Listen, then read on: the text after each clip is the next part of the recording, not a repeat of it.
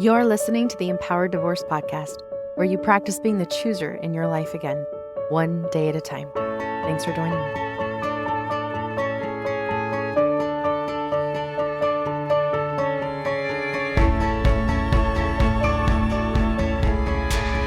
Hello, my amazing listeners. How are you today? Thanks for being here. Thanks for joining me. I wanted to share a resource with you. I was offering this in my Dating from Within workshop, and I thought, you know what? I just want to let all of my listeners know about this poem. Maybe you've heard it before, but I wanted to go through this poem that I was given by my therapist years and years ago. And it resonated with me. It hit me. But the more that I've delved into this work and as I've been helping others, it means so much more. And I wanted to read it to you today, but also break it down just a little bit. It was inspiring to me years ago. And so I thought maybe it would be inspiring for you all as well. I used this as we were talking about the past. I had the workshop divided up into like past, present, future for those 3 days, talking about how important it is for us at some point to look at ourselves in the past, not in relation to our ex, but ourselves and in relation to ourselves in those past experiences. And I shared this poem because I felt like it really applied to the message that I was giving them. It is called The Autobiography in 5 Short Chapters by Portia Nelson. I'm going to just read it to you and then I'll go through it. But it goes like this. Chapter 1. I walk down the street. There is a deep hole in the sidewalk. I fall in. I am lost. I am helpless. It isn't my fault. It takes forever to find a way out. Chapter 2. I walk down the same street. There is a deep hole in the sidewalk. I pretend I don't see it. I fall in again. I can't believe I'm in this same place, but it isn't my fault. It still takes me a long time to get out. Chapter 3. I walk down the same street. There's a deep hole in the sidewalk. I see it there. I still fall in. It's a habit. My eyes are open. I know where I am. It is my fault. I get out immediately. Chapter 4. I walk down the same street. There's a deep hole in the sidewalk. I walk around it. Chapter 5. I walk down another street. I love this poem and what it insinuates. So let's go through each chapter as I break down how I feel like this really relates to at least my journey. And I think many of you might share in the sentiment around this, because when you've gone through abuse, betrayal, divorce, I think this really applies. Okay, chapter 1. I walk down the street. There's a deep hole in the sidewalk. I fall in. I'm lost. I am helpless. It isn't my fault. And it takes forever to find a way out. This is what I would relate to the shock and the denial when you have experienced betrayal trauma. When you're not really fully comprehending the extent of the damage. When you didn't realize that there was a freaking hole in the sidewalk to begin with, because your partner used all kinds of tactics and techniques and methods to hide that hole. There was excuses made to keep you from investigating further. Either way, when you fall in the hole, it feels very helpless and very powerless. Those feelings are really prevalent here. You might feel really overwhelmed and unable to cope with that situation. I know I did. This chapter 1 also, I think, indicates the external locus of control, meaning we're blaming external factors for the situation as well, which there's no judgment in that, right? This isn't what you chose. This is also just a natural response because you're just beginning the process of trauma, trying to figure it all out. So definitely validate your feelings of shock and helplessness here, because this is that state of you were just victimized and you are in shock. Trauma just happened. You are in shock. Shock is that state of helplessness. And the impact that it has had on you requires you to lean into more understanding more awareness of what you're experiencing and knowing that it's a normal response to feel this way when you fell in a hole. Okay, chapter 2. I was walking down the same street. There's a deep hole in the sidewalk. I pretend I don't see it. I've fallen again. I can't believe I'm in the same place, but it isn't my fault. It still takes a long time to get out. This is where I would attribute to we've acknowledged that there's a problem. Like the problem happened, the collapse, the fall, you were in the hole, you see the hole, you're in the hole, you know that there's a problem. There's a hole in the sidewalk. And I'll just speak for myself, even though I know that this is shared among a lot of my clients. But we go into this state of self-protection and chosen denial. We're maybe hoping that hole will just go away on its own, or we expect the other person to fix the hole. We're avoiding all of the problems that caught all of the reasons why the hole was there to begin with. We don't want to really look at it. Just maybe this is just where, like, just fix the hole. It's not my fault. I didn't, so I'm not going to look about it. But this also, I think, indicates where the cycle can start to happen. We get stuck maybe in a cycle and it can be really frustrating and really disheartening. I think this chapter also can signify and indicate this learned helplessness as well, where again, when you feel trapped in the cycle of this repeated behavior, you're not able to see a way out. So it's reinforcing those feelings of helplessness. The line of like, I pretend I don't see it. We don't really want to see the reality. And there's all kinds of ways that we cope to not see the reality, right? And when we don't look at the reality, then we're going to fall in again. And when we fall in again, oh my gosh, I can't believe I'm in the same place. But at this point, this line of like, but it isn't my fault, I think this is where we can get stuck in the trap of victimhood, where we are still looking for the other person to do something about the hole in the sidewalk, right? That it takes a long time to get out, again, signifies we can get stuck here where the cycle of unhealthy continues to repeat itself. Noticing those patterns, being able to recognize what those patterns might be in your life, patterns of behavior in the relationship, being aware of that really is the first step towards change.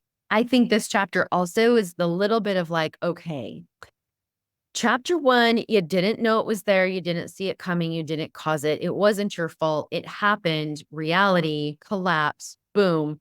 Now, chapter 2, I think this is where we're beginning to enter, like really gently introducing the concept of personal responsibility, right? Knowing what you can and can't control here, learning how to see your role in that cycle without any blame, without any shame or self-judgment.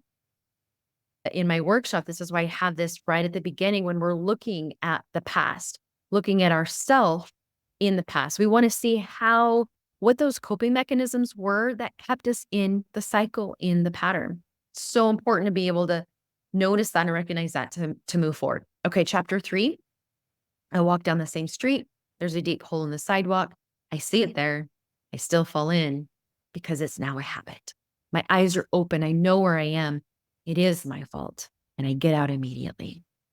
This is a really powerful chapter because now you are becoming aware of the patterns and the consequences of staying in the cycle of patterns, of staying in the cycle of destructive, right? Recognizing habituation where despite the awareness that there's a hole in the street, man, sometimes habits and coping mechanisms and roles and ways that we show up in that relationship to self-protect, to avoid rejection and abandonment, that's really, really hard to break. And so we still might fall into the same traps until we really learn what those roles are. And acknowledging our role in that situation is a significant step. When we can recognize this is empowering, and it does start to open the door to change. I see mindfulness here in this chapter, staying present, staying aware of your actions, of the choices and patterns of others as well, right? This line of like, I see it's there. It's like I'm recognizing, I know, and I still fall in because now it's just a habit of falling in. And this is where I've got to do the deep work around myself. Why am I continuing to fall into the same pattern, the same cycle? My eyes are more open now. I know where I'm at. And then this line of like, it is my fault. This is where you do start to take some accountability. That is that gateway to empowerment, to choice. I noticed that the last line is I get out immediately, right? Recognizing, okay, I'm here again. It's a habit, but I'm going to get myself out. That's that door to change. Chapter 4, I walk down the same street. There's a deep hole in the sidewalk and I walk around it. The behavioral change here is when you are actively making different choices to avoid the pitfall, to avoid the hole in the sidewalk. This could indicate you are implementing boundaries. You are using new strategies, different behaviors that you can control that are changing those habits that we talked about in the previous chapter. I think you are gaining a better sense of control over your life. You are able to navigate the environment, the sidewalk, the hole, working your way around it a little bit better.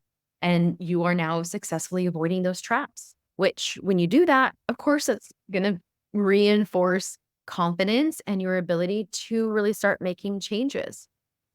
I think this can be a great place to celebrate those changes when you are in this chapter. Celebrate the progress that you're making as you're avoiding old patterns and then continue to develop and strengthen new coping strategies and behaviors that support your well-being here in this chapter. In the last chapter, chapter 5, I walk down another street. I think this can really signify a lot of different things. This final stage, I think, signifies complete transformation and total agency. Not only are you learning to avoid old patterns in this chapter, but you are choosing an entirely new path. So again, when I brought this up to the ladies in my workshop, I wanted to encourage them that we have to look at our past. We have to see the habits, the patterns, the state of victimhood that we can get stuck in with denial and blame shifting. We want to celebrate that we have made growth. Really being the chooser of your life means choosing a completely different path so that you have a completely different relationship. Whether you're staying or going, you still need to have a completely different road to walk down. I think this chapter 5 indicates a really beautiful new beginning for your own sense of self, right? Not one that is defined by trauma or the behaviors that we showed up in that past trauma state. This is a beautiful chapter indicating a way to look forward, to create new, focusing on new opportunities and different ways, healthier ways of living your life and living your life in relationships with people. Walking down another street is freedom.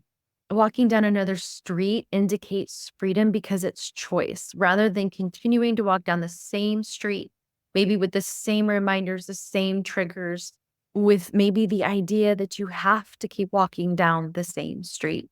Walking down a new street, I feel like embodies total agent power mode, where you get to design and create a completely different road, a completely different path that you get to choose.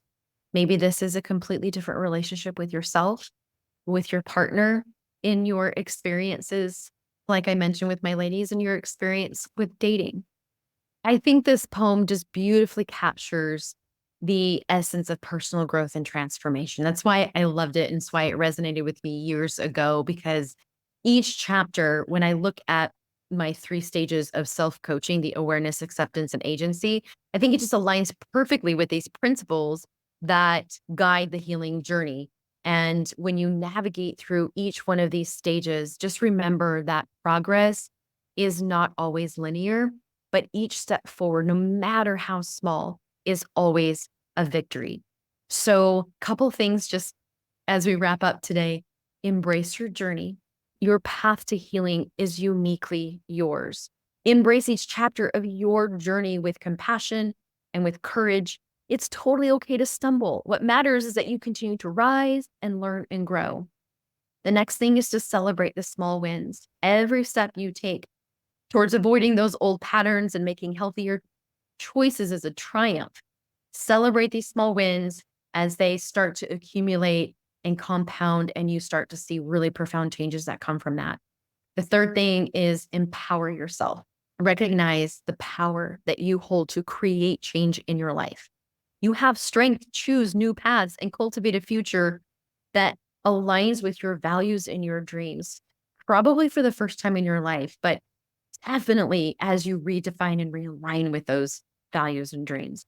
Then the last thing is trust the process. Healing is a process, it is not a destination. Trust that with each step, you are moving closer and closer to a more empowered and fulfilled version of yourself. Remember, your past does not define you. Chapter one does not define you. Falling in the hole does not define who you are. So, with each step forward that you take in your healing, you are crafting a new chapter filled with hope, strength, and endless possibilities. So, continue to embrace your journey and remember you are the author of it. You are the creator of it, and you can create the life that you want and the next chapter that you want, the next road that you want, because you absolutely can. Take care, everybody.